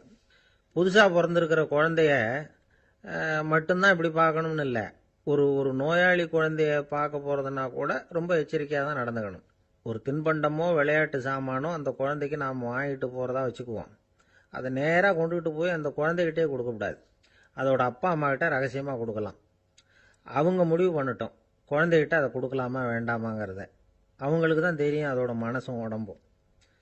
உங்கள் அக்கறையை காட்டுறதா நினச்சிக்கிட்டு குழந்தை வாயில் எதையும் கொண்டுட்டு போய் போடாதீங்க. போகிறப்போ உங்கள் வீட்டு குழந்தையும் அழைச்சிட்டு போகாதீங்க. இது நோயை வாங்கிட்டு வந்துடும், அல்லது புதுசாக ஒரு நோயை அதுக்கிட்ட கொடுத்துட்டு வந்துடும். என்னதான் உங்களுக்கு பழக்கமான குழந்தையா இருந்தால் கூட அதுக்கு விருப்பம் இல்லைன்னா பேசக்கூடாது. அங்கே போய் அவங்க பள்ளிக்கூடத்தை ஞாபகப்படுத்திகிட்டு இருக்கக்கூடாது. நோயில் இருக்கிறப்ப ஸ்கூலை பற்றி பேச அது விரும்பாது. ஆஸ்பத்திரியை விட்டு வெளியில் புறப்படுறப்போ குழந்தைகிட்ட சொல்லணும்னு அவசியம் இல்லை. அதோட அப்பா அம்மா கிட்ட சொல்லிவிட்டு புறப்பட்டா போதும், குழந்தை கோபிச்சிக்காது. சமூக சம்பிரதாயத்தை பற்றி அது கவலைப்படுறதில்ல. இப்படி எல்லா விவரமும் நம்ம எதிரில் உட்காந்துருந்தவங்க கிட்ட சொல்லி முடித்தோம். ரொம்ப நன்றி சார் அப்படின்னு சொல்லிவிட்டு அவர் புறப்பட்டார். குழந்தைங்க கொஞ்சம் வளர்கிற வரைக்கும் தான் நாம் எச்சரிக்கையாக இருக்கணும்னு இல்லை, வளர்ந்த பிறகு இன்னும் எச்சரிக்கையாக இருக்கணும். ஒரு பையன் பள்ளிக்கூடத்துலேருந்து திரும்பி வீட்டுக்கு வந்தான். முகம் பூரா நகத்தால் கீறி இருந்தது. அப்பா பார்த்து பயந்துட்டார். யாருடா உன்னை இப்படி பண்ணது அப்படின்னார். என் கூட படிக்கிற இன்னொரு பையன்னா. நாளைக்கு உன் கூட பள்ளிக்கூடத்துக்கு வர்றேன், நீ எனக்கு அவனை அடையாளம் காட்ட முடியுமான்னார். அது ரொம்ப சுலபம் நான் பையன். எப்படின்னார் அப்பா. அவன் காதில் ஒன்றை கையோடு எடுத்துகிட்டு வந்திருக்கிறேன், இதோ என் பையில தான் வச்சுருக்கேன் அப்படிங்கிறான் அந்த பையன். ஒரு தெருவில் சில சிறுவர்கள் விளையாடிக்கிட்டு இருந்தாங்க. ஏதோ ஒரு உயரமான கல்லை நடுத்தெருவில் வச்சு அதை சுற்றி சுற்றி ஓடி வந்துக்கிட்டு இருக்கிறாங்க. அது என்ன விளையாட்டோ அவங்களுக்கு தான் தெரியும். கொஞ்ச நேரம் அப்படி விளையாடிக்கிட்டு இருந்தவங்க விளையாடி முடிச்சதும் அந்த கல்லை நடுத்தெருவில் அப்படியே விட்டுட்டு அவங்கவுங்க வீட்டுக்கு ஓடி போட்டாங்க. அதுக்கப்புறம் அந்த வழியாக 2 பெண்கள் பேசிக்கிட்டே வந்தாங்க. பேச்சு சுவாரஸ்யத்தில் நடுத்தெருவில் இருந்த அந்த கல்லை கவனிக்கலை. காலில் இடிச்சுட்டுது, லேசாக ரத்தம் வந்துட்டுது, வலி தாங்கலை. காலில் இடிச்சுக்கிட்ட பொண்ணு திட்ட ஆரம்பிச்சுட்டுது. வர வர ஊர் உலகம் ரொம்ப கெட்டு போச்சு, யாருக்கும் பொறுப்பே கிடையாது பாரு, இப்படி நடுத்தருவில் பொறுப்பு இல்லாமல் இப்படி கல்லை போட்டு வச்சிருக்கிறாங்களே, இது நியாயமா அப்படின்னு சொல்லி இந்த சமூகத்தை கடுமையாக விமர்சனம் பண்ணிக்கிட்டு அவங்க போயிட்டாங்க. கொஞ்ச நேரம் கழித்து ஒரு வாலிபன் அந்த வழியாக வந்தான். அந்த கல்லை பார்த்தான், நின்னான், ஒரு நிமிஷம் யோசனை பண்ணான். என்ன பண்ணலாம்னு பார்த்தான். தன்னுடைய வீரத்தையும் பலத்தையும் காட்டணும்னு நினைச்சான். பின்னாடி போனான். அப்புறம் வேகமாக ஓடி வந்து ஒரு சின்ன ஹை ஜம்ப் அப்படியே துள்ளி குதிச்சான். துள்ளி குதிச்சு தாண்டி அந்த பக்கமாக போய் விழுந்தான். அப்படியே விசில் அடிச்சுக்கிட்டு அவன் பாட்டுக்கு நடந்து போகிறான். அடுத்தபடியாக ஒரு காதல் ஜோடி அந்த வழியாக வந்தது. நடுத்தெருவில் கல் கண்ணில் பட்டது. அவங்க 2 பேரும் ரொம்ப நெருக்கமாக சேர்ந்து வந்துக்கிட்டு இருக்கிறாங்க. நடுவில் கல் இருக்கிறதுனால கொஞ்ச நேரம் 2 பேரும் விலகி மறுபடியும் இந்த பக்கம் வந்து சேர்ந்து போகணும். கொஞ்ச நேரம் நாம் பிரிய வேண்டி இருக்குதே அப்படின்னு வருத்தத்தோட முணுமுணுத்துக்கிட்டே இந்த பக்கம் வந்தாங்க. அதுக்கப்புறம் வழக்கம் போல சேர்ந்து அவங்க பாட்டுக்கு எதிர்காலத்தை பற்றி கற்பனை பண்ணிக்கிட்டே போயிட்டாங்க. கடைசியாக அந்த வழியாக பார்வை இல்லாத ஒருத்தர் வந்துக்கிட்டு இருக்கார். அவர் கையில் வழக்கமாக வச்சிருக்கிற அந்த ஊன்றுகோல், கையில் இருக்கிற அந்த ஊன்றுகோலால் தனக்கு முன்னாடி அப்படியும் இப்படியும் அப்படியே தட்டிக்கிட்டு பார்த்துக்கிட்டே அவர் மெதுவாக நடந்து வந்துக்கிட்டு இருக்கிறார். வழியில் இருக்கிற அந்த கல் தட்டுப்பட்டுது. உடனே நடுத்தெருவில் ஒரு கல் இருக்குங்கிறத அவர் புரிஞ்சுக்கிட்டார். உடனே குனிஞ்சார், அந்த கல்லை தடவி பார்த்து எடுத்தார், தெரு ஓரமாக கொண்டுட்டு போய் போட்டார். அதுக்கப்புறம் அவர் பாட்டுக்கு அவர் வழியில் நடந்து போனார். இப்போ இதில் பல பேர் வந்தாங்க போனாங்க. இவங்களில் பார்வை உள்ளவங்க யார், பார்வை இல்லாதவங்க யார்? இப்படி ஒரு கேள்வி கேட்டால் என்ன பதில் சொல்ல முடியும்? கொஞ்சம் யோசிச்சு பார்த்தா இன்னைக்கு பல பேர் இப்படி தான் இருந்துகிட்டு இருக்கிறோம். ஒரு ஆள் பார்க்கறதுக்கு பெரிய மனுஷன் மாதிரி இருக்கார். ஒரு தெரு வழியாக நடந்து வந்துகிட்டு இருந்தார். இருட்டு நேரம். வழியில் ஒரு பெரிய கல் கிடந்தது, கருங்கல். பார்த்தார், கொஞ்ச நேரம் யோசிச்சார். போய் தூக்கி பார்த்தா ரொம்ப கனமாக இருந்தது. இன்னொரு ஆள் சேர்ந்தாதான் தூக்க முடியும். இவர் உடனே ரோட்டோரமாக போய் ஒரு மரத்தடியில் உட்காந்துக்கிட்டார். ரெண்டு பக்கமும் பார்த்துக்கிட்டே இருக்கார், யாராவது வர்றாங்களான்னு. கொஞ்ச நேரத்தில் ஒருத்தர் வந்தார், இவருக்கு தெரிஞ்சவர். என்னங்க இந்த நேரத்தில் இங்கே உட்காந்துருக்குறீங்கன்னு கேட்டார் அவர். அதோ அந்த கருங்கல் அப்படின்னு சுட்டி காட்டினார். ஓ, அதை தூக்கி ஓரமாக போடணுமா? வாங்க ரெண்டு பேரும் தூக்கலான்னார் வந்தவர். நான் அதுக்காக உட்காந்துருக்கலேன்னார் இவர். பின்ன வேற எதுக்காகன்னார் அவர். ஒரு மனுஷன் கருங்கல்லில் காலை இடிச்சுக்கிட்டான்னா எப்படி துள்ளுவான்னு பார்க்கணுங்கிறது எனக்கு ரொம்ப நாளாக ஒரு ஆசை. அதுக்காக தான் உட்காந்துருக்கிறேன் அப்படின்னாராம். இந்த உலகத்தில் எவ்வளவோ உயிரினங்கள் இருக்கு. ஒவ்வொன்றும் ஒவ்வொரு விதமாக சண்டை போடுது. இப்போ ரெண்டு மாடு சண்டை போட்டுக்குதுன்னு வச்சுக்கோங்க, என்ன பண்ணும்? ரெண்டும் முட்டிக்கும். அதுக்கு சண்டை போடுறதுக்கு ஆயுதமாக உபயோகப்படுறது அதோட கொம்பு. ரெண்டு சேவல் சண்டை போட்டுக்குதுன்னு வச்சுக்கோங்க, அதுக்கு ஆயுதமாக உபயோகப்படுறது அதோட கால் நகம். காலால் தான் அது ஒன்றோட ஒன்று சண்டை போட்டுக்கும். ஆனால் ரெண்டு மனுஷன் சண்டை போட்டுக்கிறான்னு வச்சுக்கோங்க, இவன் இன்னதை தான் ஆயுதமாக உபயோகப்படுத்துவான்னு குறிப்பிட்டு சொல்ல முடியாது. கல்லை எடுப்பான், கத்தி எடுப்பான், துப்பாக்கி எடுப்பான், என்ன வேணாலும் பண்ணுவான். வாயால் திட்டுவான், கையால் அடிப்பான், காலால் உதைப்பான், சகலகலா வல்லவன். விலங்குகள்லாம் பொதுவாக வாயை சாப்பிட்றதுக்கு மட்டும்தான் உபயோகப்படுத்துது. ஆனால் இவனுக்கு சாப்பிட்றதுக்கும் அதுதான், சாப்பிட்டு விட்டு திட்டுறதுக்கும் அதுதான். ஆனால் ஒரு விஷயத்தில் மட்டும் கெட்டிக்கிறேன். அதாவது நாம் சண்டை போட்டுக்கிட்டாலும் பரவாயில்லை, கோழிகள் சண்டை போடாமல் இருக்கணும் அப்படின்னு ஆசைப்படுறான். எதுக்காக? கோழிகள் சண்டை போடாமல் இருந்தால் நிறைய முட்டைகள் போடுமா, அதுக்காக தான் இந்த அக்கறை. கோழி பண்ணை வச்சிருக்கிறவங்களுக்கு இது ஒரு பெரிய பிரச்சனை. அதாவது பண்ணையில் இருக்கிற கோழிகளுக்குள்ள அடிக்கடி சண்டை வந்துடும். அதனால் முட்டை உற்பத்தி குறைஞ்சிரும். சரி, இதுக்கு என்ன பண்ணுறது? பண்ணையில் போய் உட்காந்துக்கிட்டு தினமும் பஞ்சாயத்து பேசிகிட்டு இருக்க முடியுமா? அமெரிக்காவில் கோழி பண்ணை வச்சிருக்கிற ஒருத்தர் இதை பற்றி யோசனை பண்ணி பார்த்தாராம். ஒரு வழியையும் கண்டுபிடிச்சிருக்கார். கோழிக்கெல்லாம் மூக்கு கண்ணாடி மாட்டி விட்டுட்டோம்னா அது சண்டை போடுற குணம் குறைஞ்சிரும், முட்டை அதிகமாகிடும். அந்த கண்ணாடியில் உள்ள லென்ஸு சிவப்பு நிறத்தில் இருக்கணும், அவ்வளவுதான் அப்படின்னு அவர் கண்டுபிடிச்சாராம். இது ஏற்கனவே நடைமுறையில் கண்டுபிடிக்கப்பட்ட ஒரு விஷயம். ஆனால் எல்லா கோழிக்கும் சிவப்பு மூக்கு கண்ணாடி எப்படி மாட்டி விடுறது?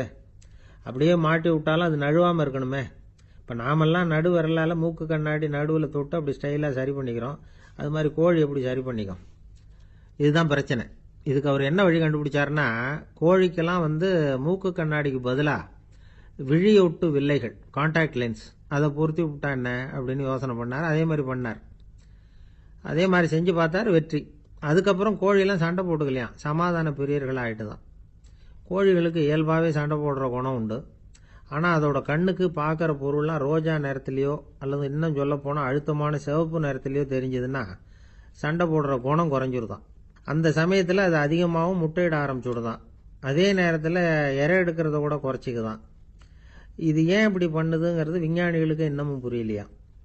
எப்படியோ அமெரிக்க கோழிகள்லாம் கான்டாக்ட் லென்ஸ் பொருத்திக்க ஆரம்பிச்சாச்சு. கோழி கழுத்தை பிடிச்சிக்கிட்டு ஒரு சில வினாடிகளில் அதை பொருத்தி போடுறாங்களாம். கோழியோட ஆயுள் பூரா அது அப்படியே இருக்குமா. பண்ணையில் முட்டை உற்பத்தி குறைஞ்சா இது மாதிரி விஞ்ஞானபூர்வமாக பரிகாரம் தேடுறது தான் நல்லது. நமக்கு வேண்டியப்பட்ட ஒருத்தர், அவர் ஒரு கோழி பண்ணை வச்சுருந்தார். அந்த பண்ணையில் பாதி கோழி திடீர்னு செத்து போச்சு. உடனே ஒரு கால்நடை மருத்துவர்கிட்ட போக வேண்டியது தானே. அங்கே போகல. உள்ளூரில் மந்திரம் பண்ணிக்கிட்டு இருந்த ஒரு சாமியார்கிட்ட போனார். அவர் காலில் விழுந்தார். சாமி, என் பண்ணையில் பாதி கோழி செத்து போட்டுதுன்னார். சாமியார் யோசனை பண்ணார். சரி, பண்ணையில் வாசப்படி கிழக்கு பக்கமாக வச்சிருக்கியா மேற்கு பக்கமாக வச்சிருக்கியான்னு கேட்டார். கிழக்கு பக்கமாக இருக்குன்னார் அவர். அதுதான் தப்பு, மேற்கு பக்கமாக அதை மாற்று, சரியாக போடும்னாராம். அதே போல் இவர் போய் மாற்றிவிட்டார். அப்பவும் பாதி செத்து போச்சு. மறுபடியும் சொன்னார், சாமி மறுபடியும் பாதி கோழி செத்து போட்டுதேன்னார். சரி, கூரை எப்படி போட்டிருக்க, ஓடு போட்டிருக்கியா இல்லை கீத்து போட்டிருக்கியான்னார். ஓடு போட்டிருக்கேன்னாராம் அவர். அதுதான் தப்பு, கீத்து போட்டுரும், சரியாக போடும்னாராம். சரின்னு போய் அதையும் மாற்றி பார்த்தார். மறுபடியும் போயிட்டுது, கோழி செத்து போச்சு. வந்தார். மறுபடியும் பாதி செத்து போச்சு சாமின்னு வந்தார். இவரும் யோசனையை மாத்தி மாத்தி சொல்லிட்டே இருக்கிறார். இப்படி அவரும் மாத்தி மாத்தி பார்த்தார். 6வது தடவையா அவரை தேடிட்டு வந்தார். அந்த சமயத்துல இவர் ரொம்ப தீவிரமா யோசனை பண்ணி பார்த்துட்டு, அது சரிப்பா, நீயும் என்கிட்ட சளைக்காம வந்துகிட்டு இருக்கிற, நானும் யோசனை சொல்லிட்டு இருக்கேன். இப்பவும் உங்ககிட்ட சொல்றதுக்கு என்கிட்ட யோசனை நிறைய இருக்கு. ஆனா சோதிக்கிறதுக்கு உங்ககிட்ட கோழி இல்லையே, என்ன பண்றது அப்படின்னாராம் இவர். அன்பா இருக்கணும்னு அநேக பெரியவங்க சொல்லி இருக்கிறாங்க. நாமளும் அதை கேட்டுட்டு அன்பு காட்டுறதுக்கு தயாரா தான் இருக்கிறோம். அதை வாங்கறதுக்கு தான் ஆளை காணும். இருந்தாலும் அன்புல எத்தனையோ வகை உண்டு. அதை சரியா புரிஞ்சுக்கிட்டு அதுக்கப்புறம் அன்பு காட்ட ஆரம்பிக்கணும். வகையை புரிஞ்சுக்காம அன்பு காட்டினா வம்புல மாட்டிக்க வேண்டியதுதான். அன்புன்னா சாதாரணமா நினைச்சு விடாதீங்க. அதுல எவ்வளவு விதம் தெரியுமா? இரக்கம், கருணை, காருண்யம், பந்துத்துவம், பட்சம், பாசம், நேசம், விசுவாசம், அபிமானம், காதல், பக்தி, இப்படி பல விதமா அதை பத்தி சொல்லி வச்சிருக்கிறாங்க பெரியவங்க. இந்த வார்த்தைகள்லாம் நாம கேள்விப்பட்டதுதான். இருந்தாலும் அதுகளுக்குள்ள என்ன வித்தியாசம்னு கேட்டா சரியா சொல்ல தெரியாது. அதனால இந்த வார்த்தைகளுக்கெல்லாம் பெரியவங்க என்ன விளக்கம் சொல்றாங்கன்னு இப்ப பார்க்கலாம். எளியவர்கள் மேல செலுத்துற அன்பு இருக்கு பாருங்க, அதுக்கு இரக்கம்னு பேரு. அறிவு பலம், சரீர பலம், இது ரெண்டும் இல்லாதவங்க மேல, அதாவது வலிமையற்றவர்கள் மேல செலுத்துற அன்பு இருக்கு பாருங்க, அதுதான் கருணை. எறும்புல இருந்து யானை வரைக்கும் சகல ஜீவராசிகள் மேலேயும் காட்டுற அன்புக்கு காருண்யம்னு பேரு, ஜீவகாருண்யம். சிவி சக்கரவர்த்தி காட்டின அன்பு இந்த ரகம்.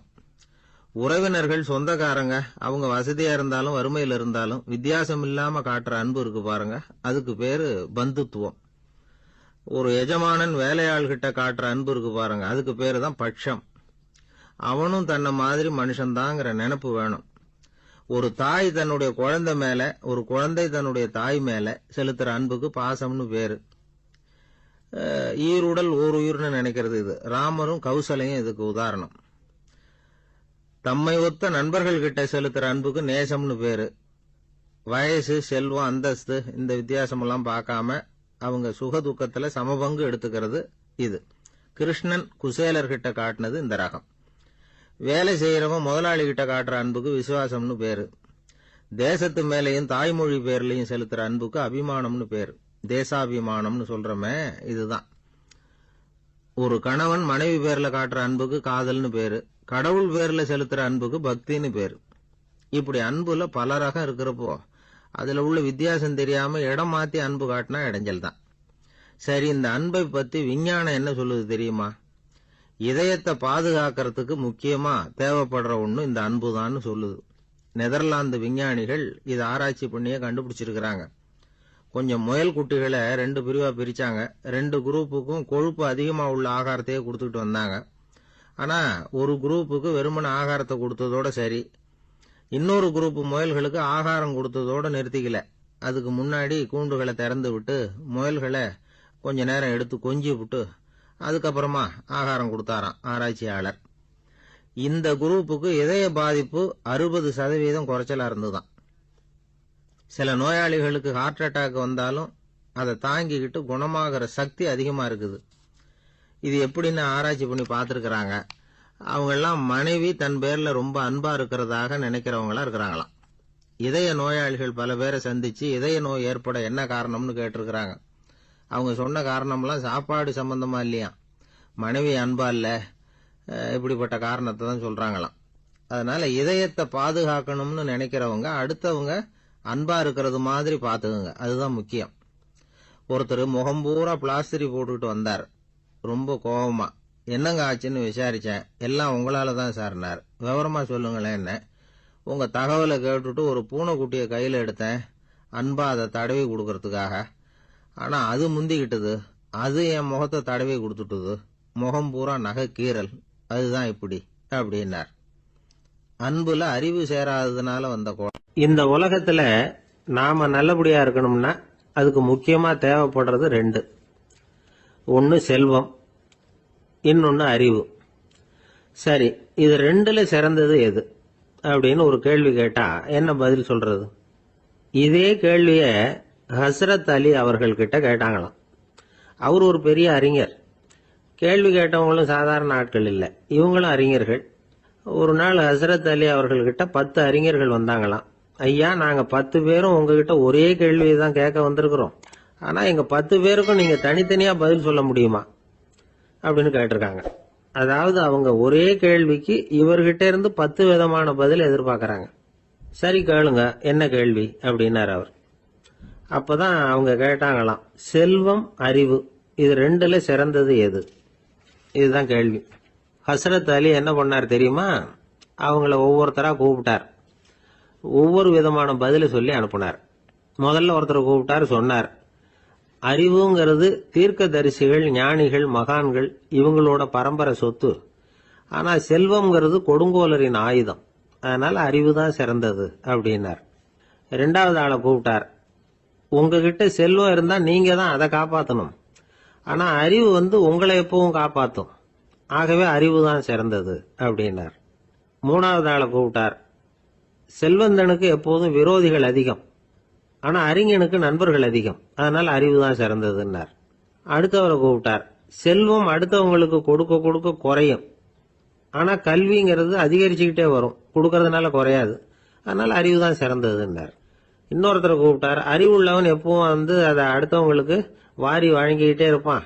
அதனால அவங்ககிட்ட தாராளத்தன்மை இருக்கும். ஆனா செல்வந்தன் கிட்ட கஞ்சத்தனம் தான் இருக்கும். அதனால அறிவு தான் சிறந்ததுன்னார். ஆறாவது நபரை கூப்பிட்டார். செல்வத்தை கள்வர்கள் திருடிட்டு போக முடியும். ஆனா அறிவை அப்படி திருடிட்டு போக முடியாது அப்படின்னார். ஏழாவது நபரை கூப்பிட்டார். செல்வம் கால ஓட்டத்துல அழிஞ்சிரும். ஆனா அறிவை கால ஓட்டம் ஒன்றும் பண்ண முடியாது. ஆகவே அறிவே சிறந்ததுன்னார். எட்டாவது ஆளை கூப்பிட்டு சொன்னார், செல்வத்துக்கு எப்பவும் எல்லை உண்டு, நிறை உண்டு, அளவு உண்டு, கணக்கு உண்டு. ஆனா அறிவுக்கு அப்படிப்பட்ட எல்லை எதுவும் கிடையாது. அதனால அதுதான் சிறந்ததுன்னார். அடுத்தவனை கூப்பிட்டார். செல்வம் உள்ளத்துல உள்ள ஒளியை போக்கிவிடும், இருட்டை உண்டாக்கிவிடும், விரிந்த மனப்பான்மையை குறுகலாக்கிவிடும். ஆனா அறிவு அப்படி இல்லை. இருண்ட உள்ளத்துல ஒளியை பாய்ச்சி அதை விசாலப்படுத்துது. அதுதான் சிறந்ததுன்னார். கடைசியா 10வது நபரை கூப்பிட்டார். செல்வம் மனசுல செருக்கை உண்டாக்குது, ஆணவத்தை ஏற்படுத்துது. அதனால நானே கடவுள்னு நினைக்கிற அளவுக்கு மனுஷனை தாழ்த்தி விடுது. ஆனா அறிவு பணிவையும் பண்பாட்டையும் வளர்க்குது. அதனால அறிவு தான் சிறந்ததுன்னார்.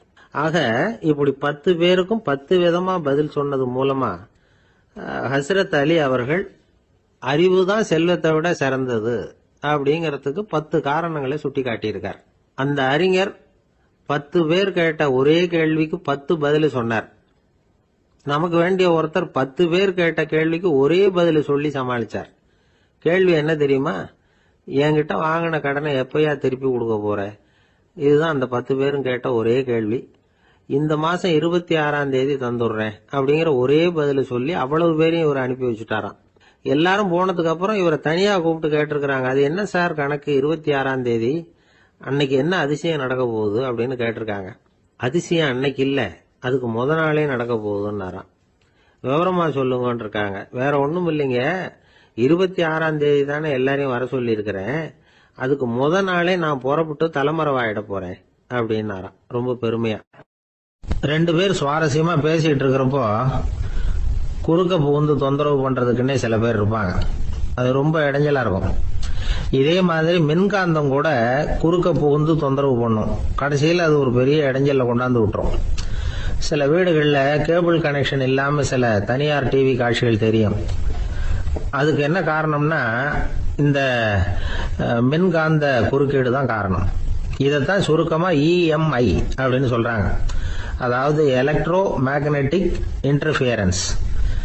இது ஏற்படக்கூடிய இடங்கள் எது எதுன்னு எடுத்துக்கிட்டா அது ஒரு பெரிய பட்டியலாவே போயிடும். இந்த EMI தொந்தரவு கேபிள் டிவியில மட்டும்தான் இல்ல, ராக்கெட் ஏவுதளத்துல உள்ள ரேடார்கள், அங்க உள்ள சில சக்தி வாய்ந்த தொலைத்தொடர்பு சாதனங்கள், விமான தளங்கள்ல உள்ள ரேடார்கள், கப்பல் தளங்கள்ல பொருத்தப்பட்டிருக்கக்கூடிய சக்தி வாய்ந்த ஆண்டனாக்கள், இப்படி நிறைய சொல்லலாம். காவல் நிலையங்கள்ல பயன்படுத்தப்படுகிற வயர்லெஸ் தொடர்பு சாதனங்கள் கூட ஓரளவுக்கு இந்த மின்காந்த அலைகளை வெளியிடும். நம்ம வீட்டில் உட்காந்துக்கிட்டு ரேடியோ கேட்டுக்கிட்டு இருப்போம் அல்லது டிவி பார்த்துக்கிட்டு இருப்போம். அந்த சமயத்துல பக்கத்து தெருவில் ஒரு மோட்டார் சைக்கிள் அல்லது காரு, குறிப்பா பெட்ரோல் இன்ஜின், அது போறப்ப அதுல உள்ள மின்கலத்துல அதாவது மேக்னெட்டோ பேட்டரியில இருந்து வெளிப்படுகிற மின்காந்த அலை இங்க டிவியிலையும் ரேடியோவிலையும் கரகரப்பு உண்டு பண்ணும். சரி, இது பெருசா என்ன இடைஞ்சல உண்டு பண்ணிட போகுது அப்படின்னு நாம அலட்சியமா நினைக்கலாம். வயசானவங்களுக்கு மறதி நோயின்னு ஒண்ணு வரும்ல, அல்ஷமீர், அதாவது மூளையில உள்ள செல்கள் செயலிழந்து போயிடுறது. அது செய்ய வேண்டிய வேலையை மறந்துடும். மனைவியே எதிரில் நின்னா கூட உன்னை எங்கேயோ பார்த்தது மாதிரி தெரியுதே அப்படின்னு சொல்லிட்டு இருப்பாங்க. அப்படி ஒரு மறதி. இந்த விசித்திரமான நோய்க்கு இதுவரைக்கும் மருந்தே இல்லைன்னு வேற சொல்றாங்க. இந்த மைக்ரோ ஓவன் அப்படின்னு சொல்லக்கூடிய சமையல் அடுப்புகள் கூட மின்காந்த அலைகளை வெளியிடுது. சமயத்தில் சில தொழிற்சாலைகள்ல கூட பெரிய விபத்துக்களை இந்த இஎம்ஐ உண்டு பண்ணிவிடும். இதை பத்தி தீவிரமா சிந்திக்க ஆரம்பிச்சதே ஒரு விபத்துக்கு பிறகுதான். அமெரிக்காவுக்கும் வியட்நாமுக்கும் இடையில போர் நடந்தது. அந்த சமயம் அமெரிக்காவுக்கு சொந்தமான விமானம் தாங்கி கப்பல் ஒண்ணு வியட்நாமை தாக்கிறதுக்கு தயாரா ஏவுகணைகளோட கடல்ல நிறுத்தி வைக்கப்பட்டிருந்தது. தற்செயலா அந்த பகுதியில கப்பல் தொலைத்தொடர்பு பகுதிக்கு அருகில ஊடுருவிய இந்த சக்தி வாய்ந்த ரேடியோ அலைகள் ஏவுகணையில இருந்த மின்னணு சர்க்கியூட்டை பூர்த்தி செஞ்சு வச்சுட்டுது. அவ்வளவுதான், ஏவுகணை அங்கேயே வெடிச்சு செதறி போச்சு. 130 பேர் அந்த இடத்திலேயே உடல் கருகி செத்து போட்டாங்க. ஏகப்பட்ட பொருள்கள் நாசம். இந்த விபத்துக்கான காரணம் என்னங்கிறத உடனடியா யாராலையும் கண்டுபிடிக்க முடியல. ரொம்பவும் கடுமையா முயற்சி பண்ணி கடைசியா கண்டுபிடிச்சாங்க, இது இந்த இஎம்ஐ வேலை தான் அப்படின்னு. மின்னணு தொலைபேசிகள் இருக்கு, இதுல பேசும்பொழுது நம்ம காதை அதாவது செவியை ஊடுருவக்கூடிய மின்காந்த அலையானது மூளைக்கு போய் அங்க மூளை கட்டிகளை உருவாக்க ஊக்கம் கொடுக்குது அப்படின்னு வேற கண்டுபிடிச்சிருக்கிறாங்க. இந்த இஎம்ஐ ரொம்ப குறைஞ்ச மின்காந்த அழுத்தத்துல நமக்கு எந்த பாதிப்பையும் ஏற்படுத்துறது இல்லை. மின்காந்த அலைகள் அழுத்தத்தோட இருக்கிற இடங்கள்ல ரொம்ப நேரம் இருந்தோம்னா நம்ம உடம்பின் வெப்பநிலை 2 டிகிரி செல்சியஸ் வரைக்கும் அதிகரிக்குதாம். அதனால வெப்பநிலையை சீராக்கிறதுக்கு இதய துடிப்பும் அதிகரிக்குது. இப்படிலாம் கண்டுபிடிச்சிருக்கிறாங்க. இப்பெல்லாம் இந்த மின்காந்த குறுக்கீடுகளை தடுக்கிறது எப்படி அப்படின்னு விஞ்ஞானிகள் யோசனை செய்ய ஆரம்பிச்சிருக்கிறாங்க. இந்த விஷயத்துல அலட்சியமா இருந்தோம்னா எதிர்காலத்துல நிறைய பேருக்கு இந்த ஞாபக மறதி நோய் வந்துடும். அப்புறம் அது ரொம்ப கஷ்டமா போயிடும். ஒரு குடும்ப தலைவர் தன் மனைவியை பார்த்து, யார் நீ, உன்னை எங்கேயோ பார்த்தது மாதிரி இருக்குதே அப்படின்னு சொல்லிட்டு இருந்தார். உடனடியா அவரை போய் பார்த்தேன். வாங்க டாக்டர் கிட்ட போகலாம் அப்படின்னு. அவரு என்னை தனியா அழைச்சிட்டு போய் காதோட காதா மெதுவா சொல்றார், இத பாருப்பா, என் கையில பணம் இல்லாத போகலாம், அப்படி மறதி நோய் வந்துட்டது மாதிரி நடிச்சுக்கிட்டு இருப்பேன், அவ்வளவுதான், அதை நீ கண்டுக்காத அப்படின்னார். ஒருத்தர் அவசரமா போய்கிட்டு இருந்தார். எங்க போயிட்டு இருக்கீங்க அப்படின்னு கேட்டார் ஒரு பெரியவர். கடைக்கு போறேன் சார், சாமான் வாங்கறதுக்கு அப்படின்னார். அங்க போறதுக்கு முன்னாடி தெரிஞ்சுக்க வேண்டியதெல்லாம் தெரிஞ்சுக்கிட்டீங்களா அப்படின்னு கேட்டார் பெரியவர். கடைக்கு போய் காசை கொடுத்து ஒரு பொருளை வாங்கிட்டு வரப்போறோம், இதுல தெரிஞ்சுக்க வேண்டியது என்ன இருக்குது அப்படின்னார் அலட்சியமா. இப்ப அந்த பெரியவர் பேச ஆரம்பிச்சார். இந்த உலகத்துல எந்த ஒரு செயல்ல இறங்குறப்பவும் நாம நல்லா ஆலோசனை பண்ண வேண்டிய விஷயம் 5 அப்படின்னார். உதாரணமா, ஒருத்தன் கடைக்கு போய் ஏதோ ஒரு பொருளை வாங்கிட்டு வர போறான்னு வச்சுக்கங்களேன். அப்ப கூட அவன் 5 விஷயங்களை பத்தி தெரிஞ்சுக்க வேண்டியிருக்குது அப்படிங்கிறார் அவர். முதல்ல அந்த பொருள் எப்படிப்பட்டது அப்படிங்கறத தெரிஞ்சுக்கணும். 2வதா தன்னை பத்தியும் தெரிஞ்சுக்கணும். அப்பதான் அந்த பொருள் தனக்கு தேவையா இல்லையா அப்படிங்கறத புரிஞ்சுக்க முடியும். 3வதா தெரிஞ்சுக்க வேண்டியது ஒண்ணு இருக்கு. அது என்னன்னா, அந்த பொருளை அடையறதுக்கு வழி என்ன அப்படிங்கறத தெரிஞ்சுக்கணும். அதாவது எவ்வளவு பணம் கொடுத்தா அது கிடைக்கும், இது மாதிரியான விஷயங்கள். 4வதா அந்த பொருளை அடையறது மூலமா நாம அடையக்கூடிய பயன் என்ன அப்படிங்கறதையும் உணரணும். 5வது அந்த பொருளை அடையறதுல இருக்கக்கூடிய தடை எது அப்படிங்கறதையும் நாம தெரிஞ்சுக்கணும். பெரியவர் பேசுறது ஏதோ தத்துவம் மாதிரி தெரியுது இல்லையா? தத்துவம் தான். அதாவது இப்படி உலகியல் வாழ்க்கையில சின்ன சின்ன விஷயங்கள்லயே நாம 5 விஷயங்களை தெரிஞ்சுக்க வேண்டி இருக்குது. அது ரொம்ப அவசியமா இருக்கு. பேரின்ப நிலைன்னு சொல்றாங்கல்ல, அது மாதிரி பெரிய சமாச்சாரங்கள்லயும் இந்த 5 விஷயங்களை நாம தெரிஞ்சுக்க வேண்டியிருக்குது. அதுக்கு பேர் என்னன்னா அர்த்த பஞ்சகம். வைணவ சமயத்துல அர்த்த பஞ்சகம்ங்கிறது ரொம்ப பெரிய விஷயம். கடைக்கு போறது மாதிரி கடவுளை பார்க்க போறப்பவும் நாம 5 விஷயங்களை தெரிஞ்சுக்கணுமா. முதல்ல பரம்பொருள் அப்படிங்கிறது என்ன, அதோட தன்மைகள் என்ன, இதை தெரிஞ்சுக்கணும். இதுக்கு பேர் என்னன்னா பரமாத்ம ஸ்வரூபம் அப்படின்னு பேர். 2வது நாம யாரு, நம்மோட தன்மை என்ன அப்படிங்கறத தெரிஞ்சுக்கணும். நான் யாருன்னு எனக்கே தெரியலங்கிறப்போ இதை நான் சொல்றேன்னு இது என்னுடையதுன்னு சொல்றது தப்பு தானே. அப்புறம் மூணாவது விஷயம், பரம்பொருளை நாம் அடையறதுக்கு வழி எது, இது தெரிஞ்சுக்கணும். இது உபாய ஸ்வரூபம் அப்படின்னு பேர். நாலாவது விஷயம், நாம் அடைய வேண்டிய பயன்கள் என்ன அப்படிங்கறத தெரிஞ்சுக்கிறது. இதுக்கு புருஷார்த்தம் அப்படின்னு பேர். அஞ்சாவது, அந்த பயனை அடைய விடாமல் தடுக்கிற தடைகள் யாவை அப்படிங்கறத தெரிஞ்சுக்கிறது. இது விரோதி ஸ்வரூபம். இதைத்தான் தடையியல் அப்படின்னு சொல்றாங்க. அதாவது பரமாத்மாவை பற்றிய அறிவு, ஜீவாத்மாவை பற்றிய அறிவு, உபாயம் பற்றிய அறிவு, புருஷார்த்தம் பற்றிய அறிவு, இந்த 4 அறிவுக்கும் எதிரடையா, அதாவது அதையெல்லாம் தப்பா புரிஞ்சுக்கிறதால உண்டாகக்கூடிய அறிவு விரோதி ஸ்வரூபம். என்ன இது தகவல்ல ஏதாவது கதை சொல்லுவீங்கன்னு பார்த்தா ஏதோ தத்துவம் பேசிக்கிட்டு இருக்கிறீங்களே அப்படின்னு நினைக்கலாம். இதுவும் தெரிஞ்சுக்க வேண்டிய ஒரு பெரிய விஷயம்தான். காதல போட்டு வச்சா எப்போவாவது உபயோகப்படும். என்னுடைய நண்பர் ஒருத்தர் ஒரு நாள் என்கிட்ட சொன்னார், சார், அடுத்த மாசம் தஞ்சாவூர்ல ஒரு கல்யாணம், போறதா வேண்டாமா அப்படின்னு ஒரே குழப்பமா இருக்கு அப்படின்னார். நான் உடனே இந்த அர்த்த பஞ்சக உபதேசம் பண்ண ஆரம்பிச்சேன். அவர் எல்லாத்தையும் பொறுமையா கேட்டுட்டு, சரி சார், நான் போறதுன்னு முடிவு பண்ணிவிட்டேன்னார். எப்படி இந்த முடிவுக்கு வந்தீங்க அப்படின்னு கேட்டேன். அவர் சொன்னாரு, சார், அந்த 2வது பாயிண்ட் ஒன்று சொன்னீங்களே, அதை புரிஞ்சுக்கிட்டதுக்கு அப்புறம்தான் இந்த முடிவுக்கு வந்தேன் அப்படின்னார். என்ன 2வது பாயிண்ட்னு? அதாவது தன்னை பத்தி புரிஞ்சுக்கணும் அப்படின்னு சொன்னீங்க.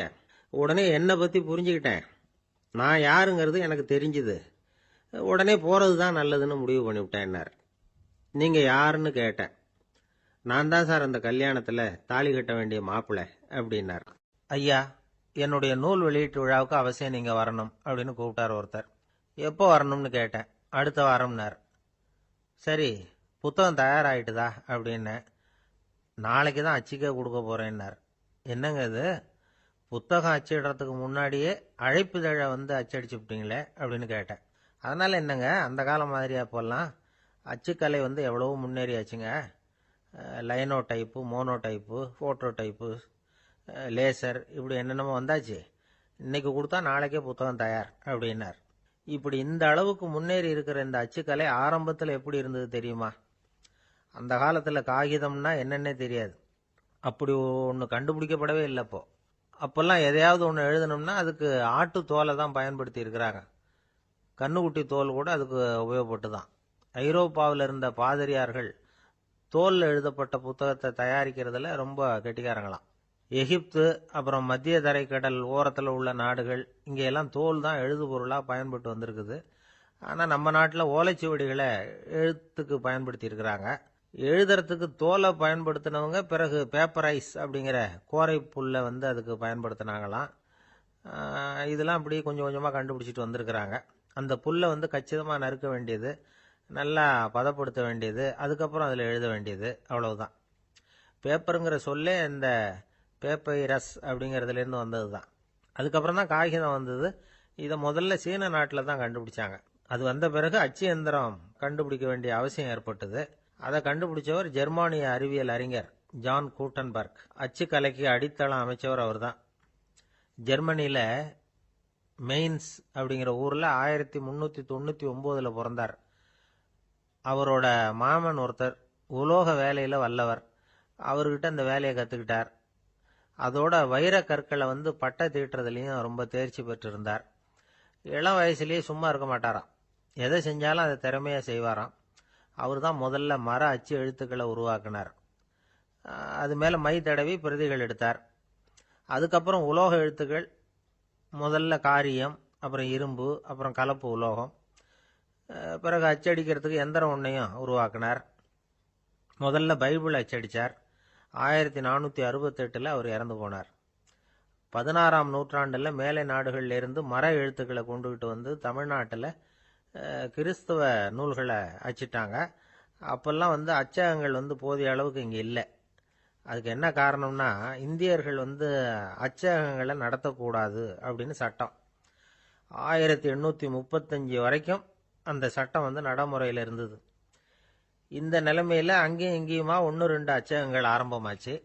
1713 தரங்கம்பாடியில் லூதரன் மிஷன் அச்சகம், அதே ஆண்டில் சென்னையில் SPCK அச்சகம், இது ரெண்டும் தான் இந்தியாவில் முதல்ல தொடங்கப்பட்ட அச்சகங்கள். ஆட்டுத்தோல்லையும் ஓலைச்சுவடியிலையும் எழுதப்பட்ட எழுத்துக்கள் இன்னைக்கு எங்கேயோ போயிட்டுது. ஆனா நம்ம ஊர்ல எழுத்தாளர்கள் நிலைமை தான் ஒன்றும் சொல்லிக்கிறது மாதிரி இல்லை.